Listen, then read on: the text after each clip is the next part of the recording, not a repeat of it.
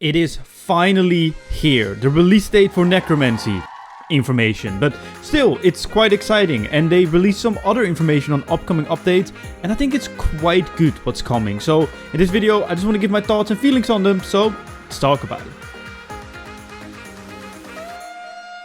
Yo, what's going on guys? My name is Forinthry, and today we're going to be talking about the new roadmap for the upcoming content regarding Necromancy, but even the things that come before it, because there's some very exciting things like the cash stack limit and everything to do with finishing up the fort as well, which is good. There's not going to be like a full-on update blog like, for example, Protox does. He actually made a video this time, so go check his one out. This is just my opinions, my thoughts, and ideas of what all this content could be. Obviously, max cash stack increase is, well, max cash stack increase, but I still have some feelings and thoughts for it. So let me know in the comment section down below what your ideas are. What are you expecting? Are you excited? Do you think this is a good thing? Do you think it's a bad thing? And let me know if you give Jagex kudos as well, like I do, because they presented two roadmaps and they stuck to both of the roadmaps now, which I think deserves some kudos. I mean, just wait and see on how to stuck to this one, but if they keep on doing it, we gotta give props where props is due. But if you do enjoy this video, leave a like. As I said, join the discussion comment section down below. Subscribe if you're new, join my Twitch channel. I'm live pretty much every single day at 5 PM game time. And without further ado, let's get into it. So first things first, obviously the most important thing, Necromancy. Necromancy is going to be released, well, the information is going to be released on the 30th of May, which as of me making this video is in 1 month's time, which I'm really excited about. And I think what they said in the blog is very important as well. They want to give us exciting information and ideas on how the skill works. They're going to get streams regarding the development of the actual skill, which obviously will come after we get shown a little bit of gameplay and the core pillars of it, and then they will do a Q&A with the developers, which I think is really cool, because what I think they're doing, or at least trying to do, is make it so that, sure, we understand what Necromancy is going to be after this video, but I feel like they still want us to be excited and to be in the dark about it, which I think is beautiful. I love the whole open communication thing that they're going for and that they're trying to improve on, which I think is good.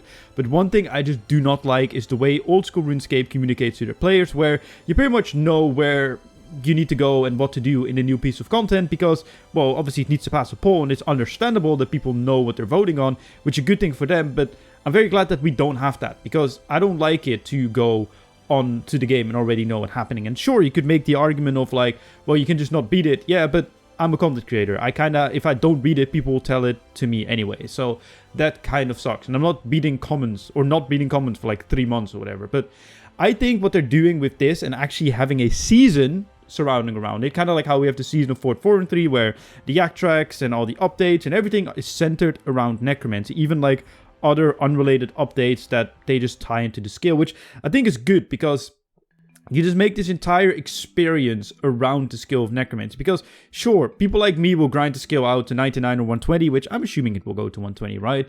Because all the new skills do.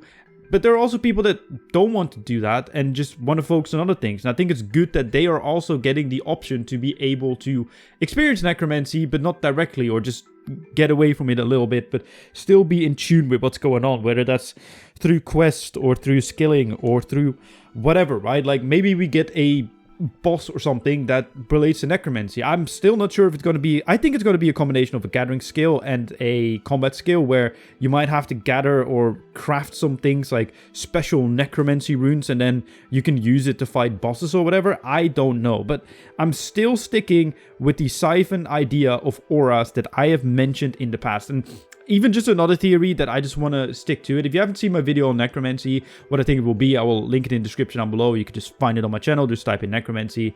But pretty much in lore of Necromancy, in just games and media, there are people that can siphon auras. And late last year, Jagex has addressed some of the issues that they had, like, for example, the max cash tag, the death cost, and even some sort of graphical updates. They discussed all of it. They worked on all of it, besides one that they discussed, auras. Why? Because you could just fix it, right? You can make either all auras free, or you can do whatever. Like, they even tested what happens with auras in Fresh Start Worlds, and I think a lot of people really enjoyed having all the auras available. Obviously, they still had cooldowns, but still, they had them all available. So Why haven't they done anything? Well, maybe because Necromancy will have a part of it where you can siphon auras from an NPC, or from like, you need to do this task for this lumberjack, and then after you've done it, you get the lumberjack aura, but not like the aura that we now have, but it's like a spell or something that you can use, and that doesn't have a cooldown, or the cooldown is literally 1 hour, and it lasts 1 hour, for example. Or it has some synergy with the regular auras where, you know, if the lumberjack aura is of cooldown, you can use the necromancy spell instead and it still works, whatever.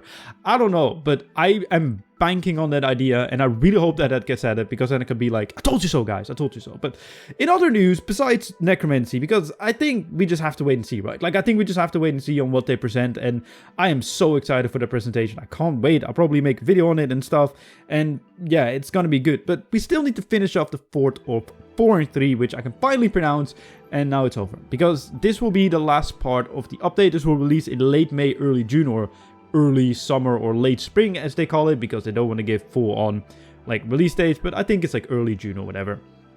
But we are finally getting some woodcutting buffs, which is so well needed, because if you don't know, the best in slot axe for woodcutting is tier 70.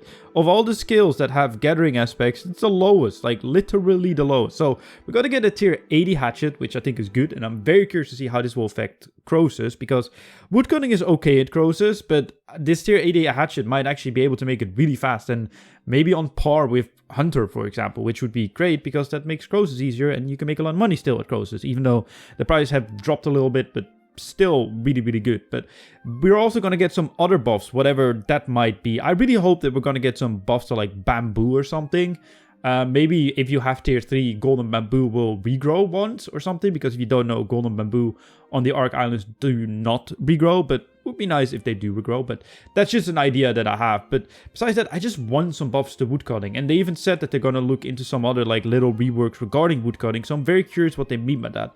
Is it going to be like changing it into a system like mining, like just how the rocks work, that it's instanced for you, and that if you cut a tree, you don't cut a tree for someone else? Who knows? I think that is something that is doable, I assume, compared to obviously reworking the entire skill. And I have seen some things on Twitter, which I probably won't be able to find, so I can't really flash it on screen. But one of the JMods had a game jam project where they pretty much showed something with woodcutting where it pretty much made it a little bit more like mining, and not really with like the sparkly things that make it easier to mine it, but mainly with like timers and just making it a little bit more streamlined. It's difficult to explain because I haven't seen that post in like months, but I know it exists somewhere out there. Maybe someone in the comments can find it, but yeah. We'll also get a new quest with the fort, like the final quest of the fort, which I think will be the final leading up quest to Necromancy. And I really hope what they will do is have us do something in the quest that is literally Necromancy training, but we do not know that it's Necromancy training. That to me would be hilarious. And then we'd be like, oh, that was a fun activity in the quest. And then Necromancy comes out and we're at level like 24 or something, and be like, wait, I have done this before with the Dead and Buried quest.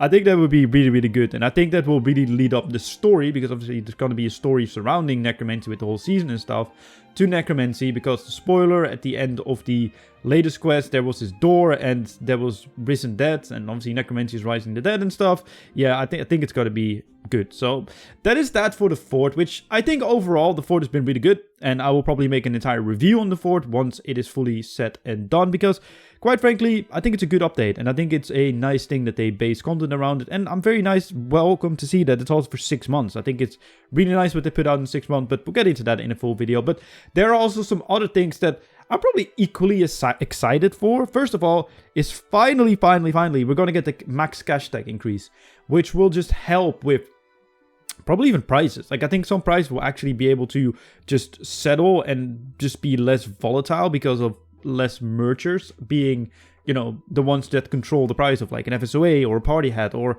other things that are obviously above max cash tag. I don't think a party hat is going to go for 100 bill to like 50 bill or something, but I think it might have some effects, and I think it's going to just be great quality of life to just not have to go to World 2 and have to just be stressed as hell to be able to buy a fractured Staff of Armadale, because you can't, well, you might be, no, I don't think you can still buy it on Grand Exchange. I think it's been going up again.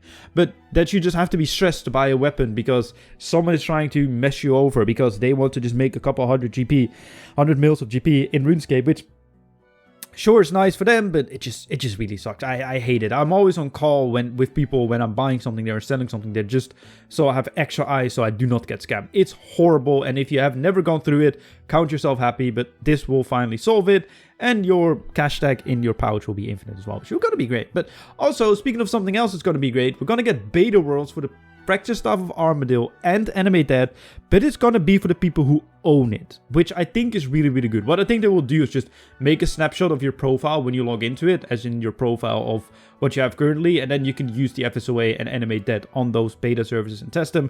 I think this is a great choice because giving everyone an FSOA in just a beta world, sure, you get more feedback and more testing of people, but they are not the ones that own it, and they are not the ones that use it, so they might not really know what it's really like. For them, they just might use it compared to like their tier 85 to be like, yo, this is really powerful. And then, you know, yeah, I understand that it gets nerfed, and that's not very solid feedback. But for people like me who use the staff pretty much every day, we can be like, wow, okay, this feels horrible compared to what it used to be, right? And give actual good feedback on it. And sure, there will be a nerf to it, which is fine, and I think that is okay, but still, I think it's good that they're going to do the beta worlds, and maybe it's going to be changing their opinions. I mean, they even said it, that nothing is set in stone, and that the feedback will be from the beta worlds pretty much, which I think is an incredibly good thing, because then the real pro PVMers can run the numbers, see what the actual nerf is like, and show their skill at the high-end rage bosses, and be like, okay, yeah, no, Zamorak 40k in rage, no longer possible, we can only do 10k in rage, for example. I don't know, maybe that's going to be a thing. And I think if that's something that Jagex wants to achieve, then they're like, okay, we hit our mark, and maybe they're like, oh, we actually want people to be doing 13k instead of 14k, and not go from 14 to 10k. Then they can tweak it accordingly, right? But another thing that they're going to be doing is a community hit list with just feedback the community has been given. Also, the comp changes, which I think is going to be good. I'm very curious to see which ones they will add and which ones they will not add. It's going to be double experience on 19th of May. Double experience is, well, double experience. Same with the beach. It's just the beach. I don't really care for it. I guess the dungeoneering hole's there, but they got 120 and I'm never going to train it again. Yay!